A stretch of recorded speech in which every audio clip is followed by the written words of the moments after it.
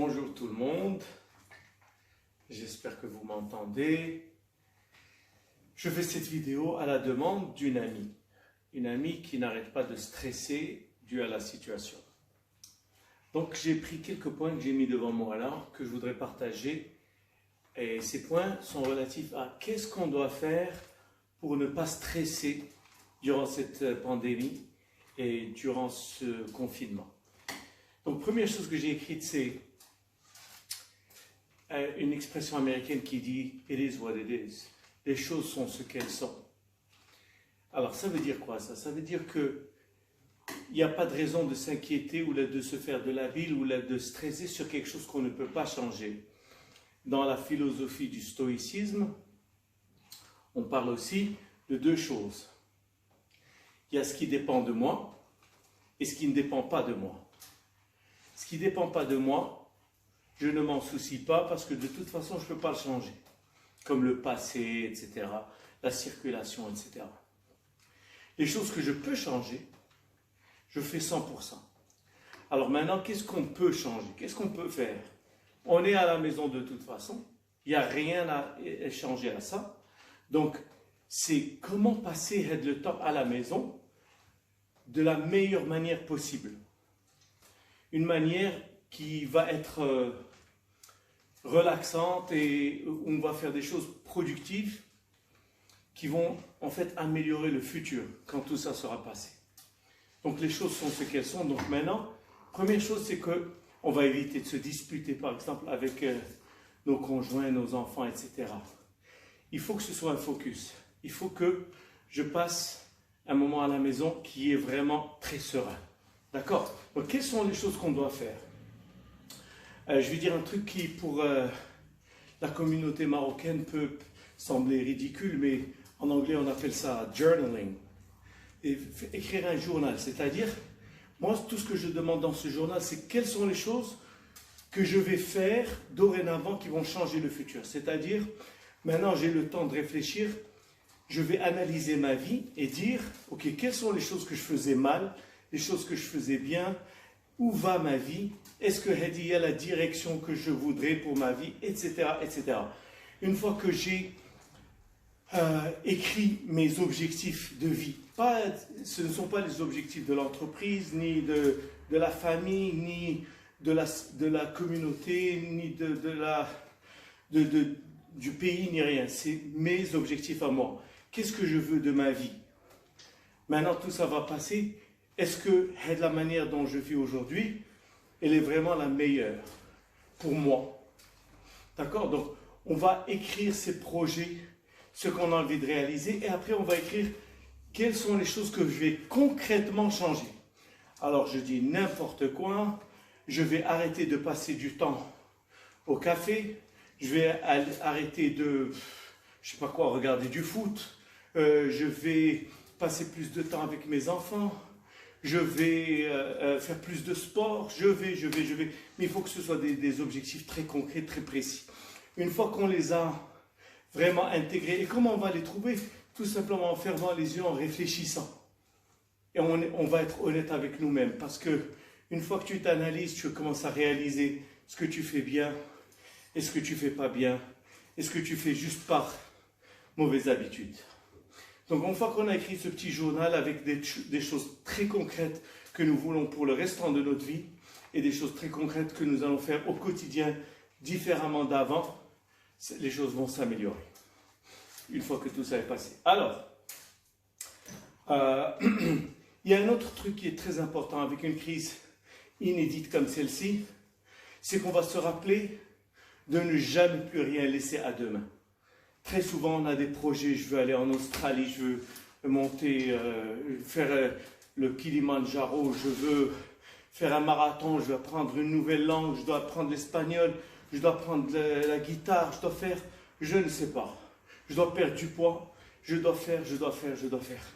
Nous avons tous des projets qui sont, comme on dit, on hold, taysobullah, jusqu'à ce que ça s'arrange, tant que le timing soit parfait. Et nous savons tous que, en fait, le timing ne sera jamais parfait pour entamer une nouvelle carrière, ou là pour ouvrir un business, ou là pour changer de carrière, ou là pour se marier, ou là pour divorcer, ou là pour quoi que ce soit. Il n'y a jamais de temps parfait. Le temps parfait, c'est nous qui décidons. Ça fait je vais faire. Maintenant, on a le temps de refléter sur toutes ces choses-là. Donc, prenons le temps d'établir les choses qu'on a toujours voulu faire et disons qu'à partir d'aujourd'hui, nous n'allons plus jamais laisser quelque chose à demain. Jamais. Si j'ai envie de faire quelque chose, c'est tout de suite. Parce que demain, on risque de ne jamais y arriver. D'accord? D'autres suggestions? On est à la maison pour passer le temps, eh bien on fait le grand ménage. Très souvent, le ménage remonte le moral. Quand tu as bien nettoyé ta maison, tu as tout sorti, tu as réorganisé tes placards, etc., ça fait un plaisir magnifique. Tu retrouves des choses dont tu n'as pas besoin, que tu n'as plus besoin, que tu n'utilises plus, etc. Donc déjà, ce grand ménage est une très très belle chose dans la cuisine, dans la salle à manger, etc., partout. Donc ça, c'est un truc très important. Et il y a un autre truc, c'est que une fois ce grand ménage déjà fait, qu'est-ce qu'on va pouvoir faire? On va pouvoir ramasser des choses qu'on va donner en aumône. On a des habits qu'on ne porte pas, des assiettes qu'on n'utilise pas, des fourchettes, des bêtises comme ça. Donc maintenant, faisons-en profiter les autres, ceux qui n'ont pas les moyens. Donc, faisons un grand nettoyage et ne gardons que ce qui est vraiment essentiel. De la même chose, très souvent, je travaille avec des clients et quand je vois leur PC, ce PC est plein d'icônes, des icônes qui sortent de partout et on ne sait même pas ce qu'il y a dedans.